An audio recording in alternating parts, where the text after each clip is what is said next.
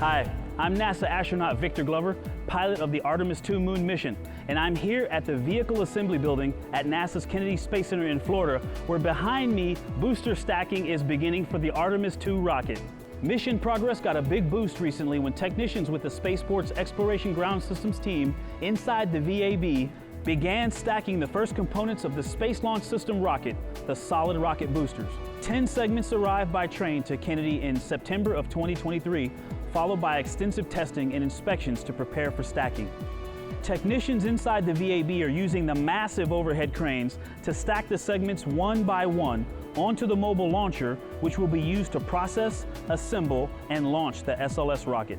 Once all 10 segments are stacked on the mobile launcher, 5 on each side, the boosters will then help support the remaining rocket segments during final assembly, including the core stage and the Orion spacecraft that will take Reed, Christina, Jeremy, and me around the moon and back. The 177-foot-tall twin solid rocket boosters will provide 7 million pounds of thrust during liftoff of Artemis II.